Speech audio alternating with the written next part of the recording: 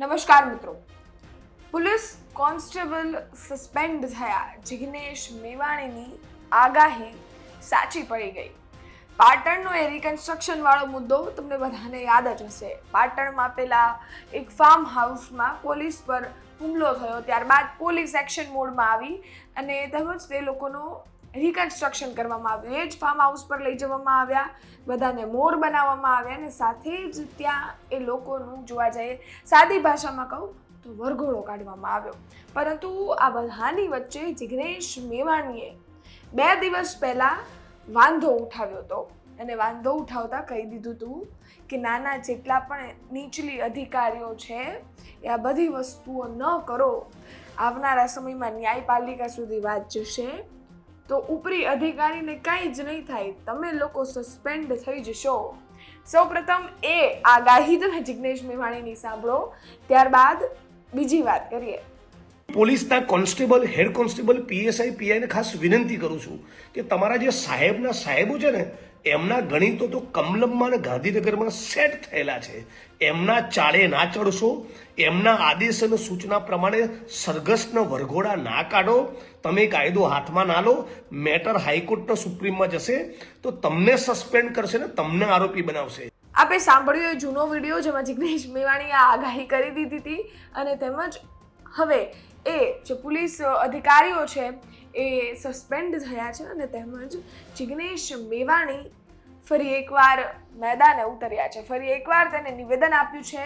ફરી એકવાર તેને એવું પણ કહ્યું છે કે હવે આઈપીએસનો વારો ક્યારે છે, આવી વાત પણ ત્યાં કરી દેવામાં આવી છે. સૌપ્રથમ એ વિડીયો પણ તમે જોઈ લો જેમાં જિગ્નેશ મેવાણી આ સમગ્ર ઘટનાને લઈ અને જે સસ્પેન્ડ થયા છે પોલીસ અધિકારી તેને લઈને પણ વાત કરી રહ્યા છે. પોલું છે તે બોલ્યું, એમાં કરી તે શી કારીગરી, સાંભેલું વગાડે તો જાણું કે તું સાણો છે. પાટણના પ્રકરણમાં હરીફરીને એડવાન્સમાં આગોતરી પહેલેથી ખબર હતી એમ કોન્સ્ટેબલને જ સસ્પેન્ડ કર્યા. એસપીની ભૂમિકાનું શું, ઉચ્ચ અધિકારીઓની ભૂમિકાનું શું, એટલે જ ફરી ગુજરાતના તમામ લોકરક્ષકોને, તમામ કોન્સ્ટેબલ, પીએસઆઈ, પીઆઈને કહું છું, તમારા સાહેબોની અને મંત્રીઓની વાતમાં આવશો નહીં, એમના ચાળે ચડશો નહીં, એમના કીધે લોકોને ફટકારશો, મારશો નહીં, ક્રાઇમ બ્રાન્ચની કસ્ટડીઓમાં ટોર્ચર કરશો નહીં, લોકોના સરઘસ અને વરઘોડા કાઢશો નહીં. છેલ્લે વારો તમારો જ નીકળશે. સ્ટેટ મોનિટરિંગ સેલ પણ સસ્પેન્ડ તમને જ કરશે, બદલી તમારી જ થશે, ગુનો પણ તમારી સામે દાખલ થશે. આઈપીએસ અધિકારીને કંઈ થવાનું નથી. એ જ વસ્તુ પાટણના કિસ્સામાં પણ બની. આપણે સાંભળ્યો એ વિડીયો, બહુ જ નાની ક્લિપ છે પરંતુ એમાં ઘણું બધું જિગ્નેશ મેવાણી દ્વારા કહેવામાં આવ્યું છે. જિગ્નેશ મેવાણી વડગામના ધારાસભ્ય જિગ્નેશ મેવાણીને આપણે અનેક મુદ્દાઓ પર બોલતા જોયા છે. એ પછી દારૂ ડ્રગ્સનો મુદ્દો હોય અને ત્યાં જઈને પોલીસના પટ્ટા ઉતારવાની વાતથી લઈ અને તેમજ જિગ્નેશ મેવાણીએ સરકારને પણ કહેવા માટે કોઈ દિવસ જોવા જાય તો વિચાર્યું નથી, ન તેમને કોઈ દિવસ પાછી પાની કરી છે. અનેક વાર તે સામા પવને ચાલતા જોવા મળ્યા છે અને તેમજ અનેક વાર તેમના આવા નિવેદનો જોવા મળતા હોય છે. પરંતુ એમને આ વિડીયોમાં વાત કહી અને આ વાત સાચી પડી એવું પણ નથી.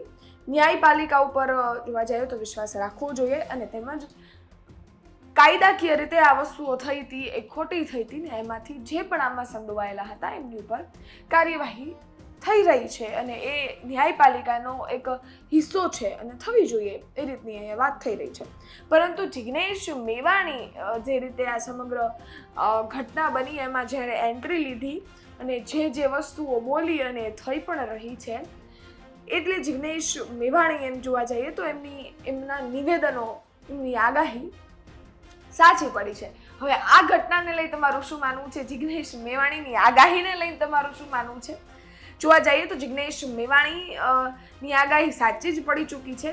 હવે આ આગાહી એને કરી છે અને ફરી એકવાર નવું નિવેદન આપી દીધું છે.